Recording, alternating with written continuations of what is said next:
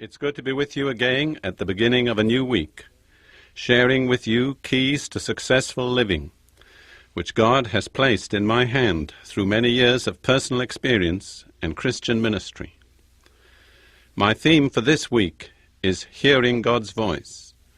I believe you'll find it exciting and inspiring. The Bible reveals that God has dealt with the human race in different ways in different periods of human history. God's different ways of dealing with the human race in different periods, theologically, the title for that is dispensations. So what I'm saying is, over the recorded history of the human race in the Bible, we find various different dispensations. That is, different periods in which God dealt in a specific way with the human race. Then later, in some respects, He changed His way of dealing. We would call that changing from one dispensation to another. That's the technical, theological word. Now, I'm saying this because I want to point out certain facts about the dispensations, ways in which they differ, and then one important way in which they do not differ. Let's take three main dispensations that are generally recognized in the Bible.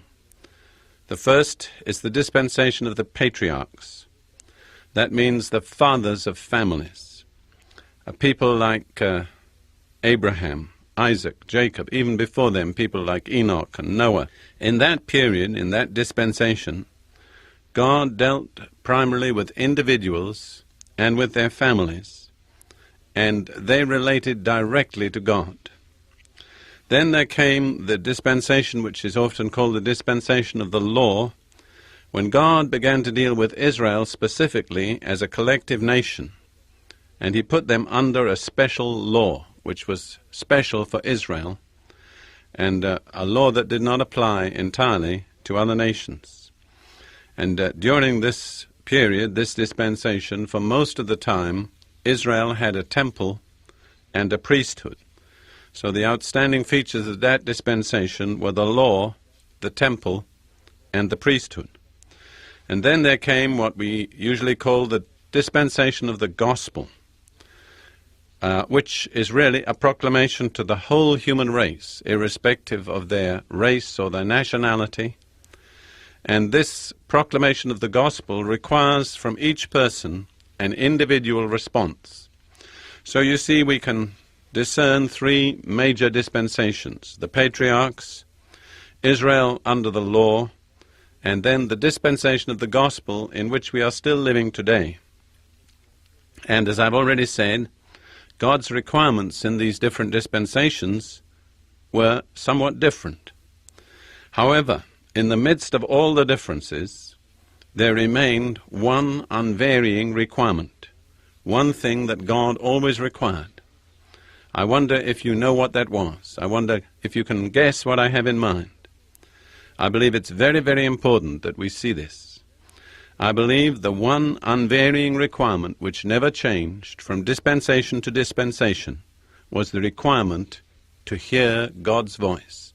I believe that was what always marked out those who belonged to God and made them different from all other people. It was that they had learned to hear God's voice. I'd like to give you now some examples from the Pentateuch, from the first 5 books of Moses, all of which show the unique importance of hearing God's voice. The first is found in Exodus 15, verse 26. Israel had come to a stage in their journey through the wilderness where they were very thirsty. There was a pool of water there called Marah, but when they wanted to drink the water, they couldn't because it was bitter. And Moses prayed to the Lord showed him a certain tree. When he cast the tree into the waters were healed, and the people could drink. And in the context of this, the Lord said this to Moses: "If thou wilt diligently hearken to the voice of the Lord thy God, and wilt do that which is right in His sight, and wilt give ear to His commandments, and keep all His statutes, I will put none of these diseases upon thee, which I have brought upon the Egyptians, for I am the Lord that healeth thee." What is the primary requirement? if thou wilt diligently hearken to the voice of the Lord thy God. The Hebrew says, if you will listen, listening. I interpret that to mean that we have to listen to God's voice with both our ears, the right and the left. That is, to listen, listening. God said to Israel, if you'll do that, you'll never be sick. I'll keep you healthy. I'll be your doctor. I'll accept responsibility for your physical well-being. Now, there was a time in my life when I was sick in hospital and doctors couldn't heal me. And at that time, I had to seek God for how I could receive healing from Him.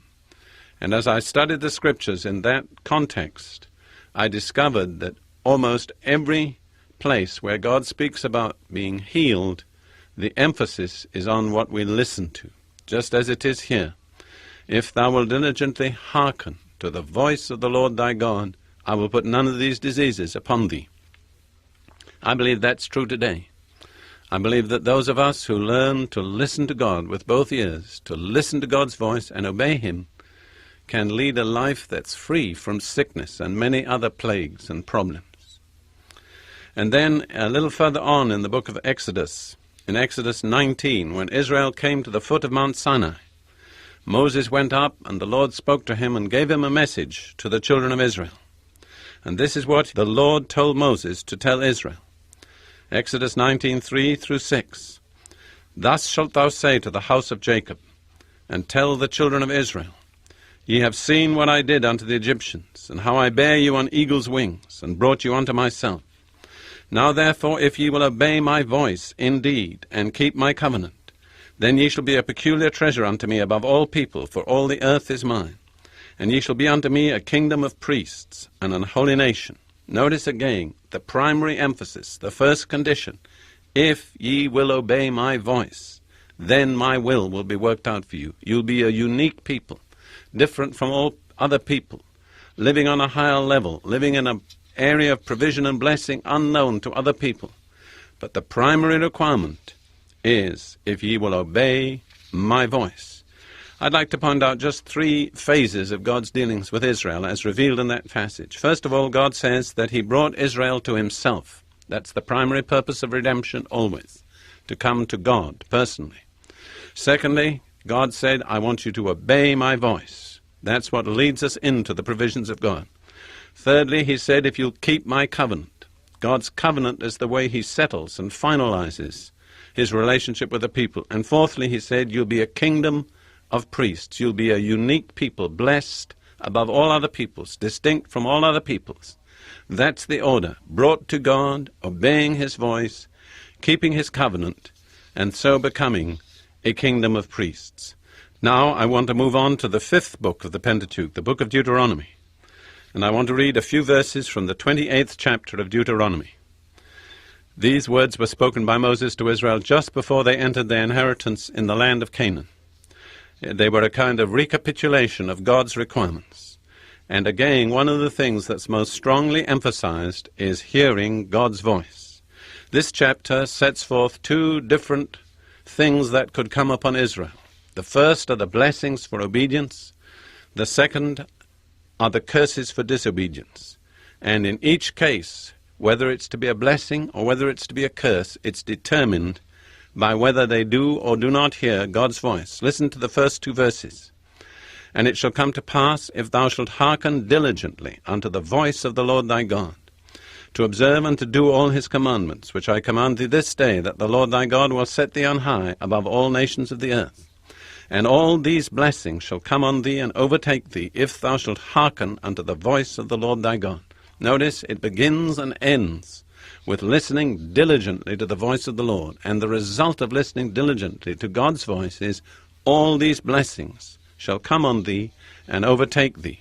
Now let's look at the opposite side of the picture, a little further on in the same chapter, chapter 28, verse 15. But it shall come to pass, if thou wilt not hearken unto the voice of the Lord thy God, to observe to do all His commandments and His statutes, which I command thee this day, that all these curses shall come upon thee and overtake thee. Isn't that very clear? How foolish if we neglect. If we hearken diligently to the voice of the Lord, all these blessings. But if we do not hearken to the voice of the Lord, all these curses. See, that is the continuing requirement of God from his people in all ages, all dispensations. Basically, it's very simple. If you want to be my people, if you want to enjoy my blessings, hearken diligently to my voice. Listen with both your ears to my voice. But if you fail to listen, if you will not listen to me, then it will not be blessings, but it will be curses, particularly in the matter of healing. If thou wilt diligently hearken to the voice of the Lord thy God, I am the Lord that healeth thee. But also beyond healing, to all other provisions and blessings of God, the key is, if thou wilt diligently hearken to the voice of the Lord thy God. In my introductory talk yesterday, I explained that God has dealt with mankind in different ways at different periods of history. In theological language, we call these different periods of God's dealings with mankind dispensations. I gave some brief examples. The dispensation of the patriarchs, when God dealt with men and individuals in a personal relationship. Then the dispensation when God put Israel under the law and dealt with them through the law, and they had a temple and a priesthood. And thirdly, the dispensation in which we are now living today, the dispensation of the gospel, a universal proclamation of God to all mankind, which requires an individual response from each one who hears it. However, I also pointed out that in the midst of all these differences, there was one unvarying requirement, and that was to hear God's voice. In this connection, I shared with you some very powerful scriptures from the Old Testament, which I just want to quote again briefly because they have such a tremendous impact when they're put together. The first was in Exodus 15:26. The Lord said, If thou wilt diligently hearken to the voice of the Lord thy God, and wilt do that which is right in his sight, and wilt give ear to his commandments, and keep all his statutes, I will put none of these diseases upon thee, which I have brought upon the Egyptians, for I am the Lord that healeth thee. If thou wilt diligently hearken to the voice of the Lord thy God, the guarantee is complete, continuing health. The Lord becomes your personal physician. And then the words that the Lord spoke to Israel from Mount Sinai when he brought them there to make a covenant with them. Exodus 19:5 and 6. Now therefore, if ye will obey my voice indeed, and keep my covenant, then ye shall be a peculiar treasure unto me above all people, for all the earth is mine. And ye shall be unto me a kingdom of priests, and an holy nation. God wanted to make a covenant with Israel, to bring them into a special relationship, to make them a special kind of people, a kingdom of priests, a holy nation. But the condition was, if ye will obey my voice.